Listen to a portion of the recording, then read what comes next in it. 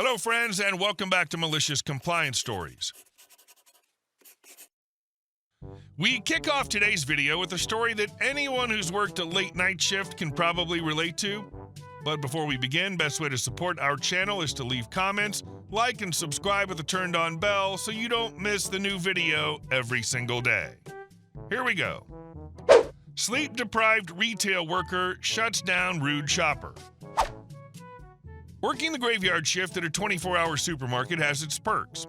I can listen to music in my headphones while stocking shelves, and if by some miracle shipment happens to come late or if all the work gets done early, I can disappear off the floor just for a few precious minutes of sleep and get paid for it. Only thing sucked about it was the fact that it was part-time and the pay wasn't so great. Our work attire was exactly like the Walmart employees, except our work shirt had the company name on it, which doesn't help. Why, you ask? Because the supermarket was Weiss. So if you weren't paying attention, you wouldn't tell the difference, which is a headache in itself. So my shift is over, which is around 7-ish, and I'm running on fumes at this time. A friend's birthday's coming up, so I decided to get him something sports-related, and unfortunately my store didn't have what I had in mind. Off to Walmart, not realizing what type of crap I'm about to put myself into, but whatever. It's in and out, so I can go home and sleep. Get to the store, empty parking lot. Feeling good so far, beeline to the sports section, found what I wanted and attempted to leave, but I figured, F it, since I'm here, might as well get me something for myself, which I did. A Bluetooth speaker for my room. Nothing big.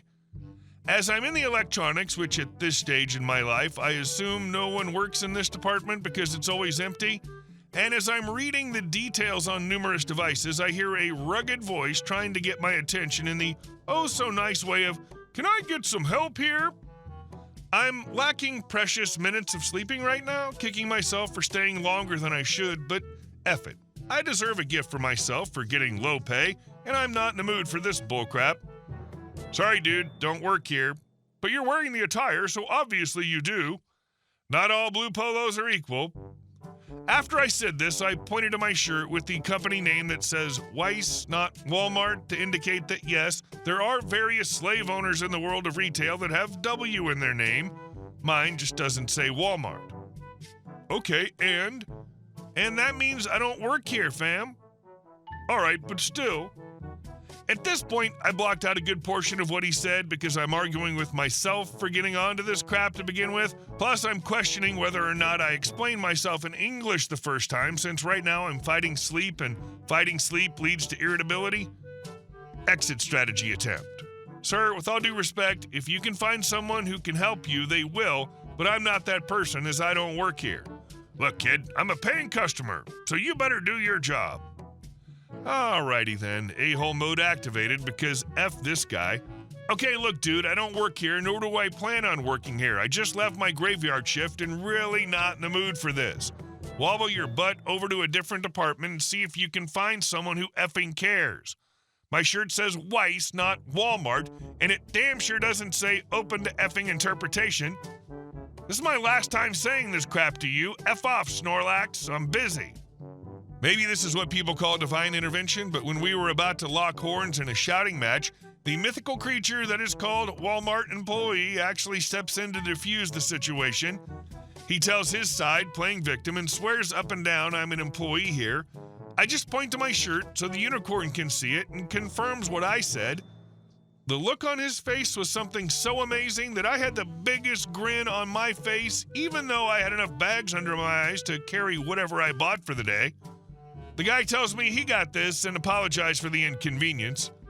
"It's not your fault, man. You weren't the jerk in this situation, but I sincerely hope you can avoid a-holes like him as much as possible." He nods in agreement and walks off. First off, props to you for surviving the graveyard shift. That kind of sleep-deprived existence is already brutal, and then you had to deal with Snorlax over here acting like you owed him a quest item. Like, how many times does a person need to be told, "I don't work here," before they process it? At that point, it's a personal choice to be that dumb. And our second story. Elderly man outsmarts his cheap wife and gets the mower he deserves. Sorry for the long post, but it helps to show the situation the gentleman was in. I've retired from retail now, but have done retail for 30 plus years, so I have a lot of stories. I managed a fairly good-sized family-owned outdoor power business. We sold everything from small farm equipment down to the garden trowel. It was an incredibly hot late June, but grass was growing because it had been a wet season. The brand we sold had recently introduced a 42-inch zero-turn mower with a steering wheel. I placed this mower near the parts and service counters with a sign on it as we were running a special. Enter nice elderly gentleman, E.G., and cheap wife, C.W., while staff was busy with customers. Immediately evident was the man had been struggling as his face was red and covered in sweat. I personally was bouncing between parts and service counters helping out as they were busy and sales wasn't. When they entered, I looked up and greeted them, apologizing that we were all busy, but we'd be with them soon. Until then, please help themselves to the seats, chilled water, and snacks we had out. I finished with my first customer and walked over to E.G., who's now circling the mower, and shake his hand, introducing myself. He starts asking me about the mower, so I start answering him. After a few questions, his wife comes over and starts in on us. You don't need to sell him a new mower. We have a push mower that he's been using for years, and it's perfectly fine. Just get us a new blade and we can leave. He hands me a slip of paper with the model numbers from his mower, and I go to look it up. Meanwhile, the wife continues to scold him for trying to waste money on a mower and how the mower wouldn't work as their backyard has a gate. After retrieving the blade, approaching the counter, his wife has now gone to the table, putting snacks and water in her large purse. The E.G. hands me the money for the blade, and I make change. As I hand him the change, I pass him a pamphlet about the new rider, and they leave. Over an hour later, the E.G. calls asking for me. I answer, asking if there's a problem. He'd been struggling to take the bent blade off and now needs me to send someone to either fix it there or bring it back to our shop and change the blade for him. I get his address, realizing he's close to my bank, so I offer to just stop by and change the blade for him since I could probably do it in a minute or so, since I needed to go by there anyway. When I got there, his wife was asking how much I was going to charge her for doing this, and I said it was fine, as I was going just down the street. She goes inside and he starts asking more questions. Couple hours later, he returns, and I see him from my office desk, so I meet him before he gets across the showroom. Concerned and asking if everything's all right, he says everything's fine and thanks me for helping him out.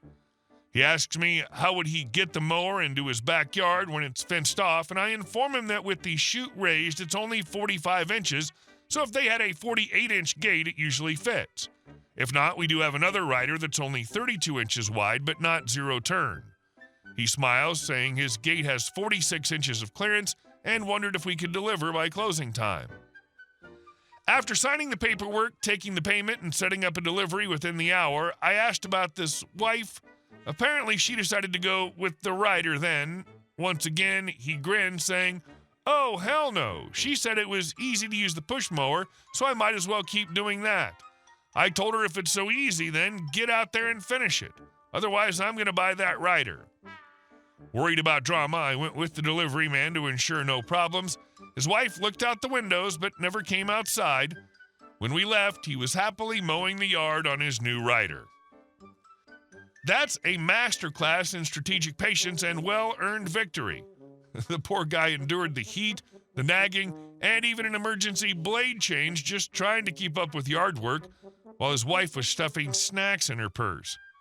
Enjoy your ride, King. And our last story. HOA called it a shed, so we built a whole village of them. My parents built an adorable playhouse for my younger siblings in our backyard. It was colorful, had cute little windows, and even a tiny porch. My siblings loved it immediately. However, not everyone was happy about this new addition to our yard. One sunny afternoon, a letter arrived from our local HOA claiming, "Your property now contains an unauthorized storage shed, which must be removed immediately. Additionally, it's encroaching upon your neighbor's property." My dad was stunned. He immediately went next door to speak with our neighbor Rick. Rick was outside watering his garden when my dad approached. "Hey Rick," my dad called out, waving. "Oh, hey there, Tom, what's up? Did you get any notice about our playhouse being on your property?" Rick looked puzzled. "What? No, we talked about it clearly before you built it. I thought it was perfectly fine." "Exactly my thought," my dad replied, shaking his head in frustration. The HOA's claiming it's a storage shed and that it's on your land. Rick laughed in disbelief. A shed? Have they even seen it? It's obviously a playhouse. Come on, let's figure this out together. Determined to prove the HOA wrong, my dad and Rick began meticulously documenting everything. They took detailed measurements, snapped numerous photos from multiple angles, and even printed aerial photographs clearly showing the boundaries of both properties. To top it off, they hired a professional surveyor. At the next HOA meeting, my dad confidently presented the evidence. Rick stood beside him, silently nodding in agreement. After patiently laying out all the documentation, my dad concluded, as you can clearly see, it's nowhere near Rick's property line, and it's undoubtedly a playhouse, not a storage shed. There was a brief silence, then a board member cleared her throat and said sternly, "Regardless, Mr. Thompson, it looks like a shed to us, so it needs to go away." My dad's face turned red with anger. Are you serious? Did you not listen to a single word we just said? This is absurd. Another board member shrugged dismissively. Rules are rules, Tom. Fuming, my dad stormed out of the meeting with Rick trailing behind. These people are out of control, Rick grumbled. They sure as hell are, my dad replied, a mischievous smile forming on his face. But I think I know how to handle this. Over the next few weeks, my dad went door to door around our neighborhood, passionately explaining the absurdity of the HOA's demands. Most neighbors were equally frustrated with the HOA's authoritarian behavior. What do you suggest we do, Tom? One neighbor asked. Build playhouses, my dad declared confidently, or as the HOA calls them, sheds. If everyone builds one, they can't single us out. Soon, colorful, whimsical playhouses began popping up all around our block. The HOA board members went ballistic, bombarding residents with letters and threats, but their anger only unified our neighbors further. At the next HOA meeting, neighbors collectively presented photos and documentation proving the playhouses were harmless and complied with our property guidelines. These are playhouses for our kids, not sheds, Rick firmly stated. Maybe it's time to reconsider the board's composition. Facing overwhelming community opposition, several board members were voted off shortly after. The new board dropped the ridiculous complaints against the playhouses, bringing sanity and peace back to our neighborhood. To this day, the colorful playhouses stand proudly in backyards. Sometimes the best way to deal with bullies is to outsmart them collectively. Now this is how you deal with HOA nonsense. Strength in numbers and a well-executed petty rebellion. I can just imagine the HOA members losing their minds as more and more sheds started popping up. The pettiness, the unity, the justice. Hey guys, thank you all for watching the video. I'll see you in the next one.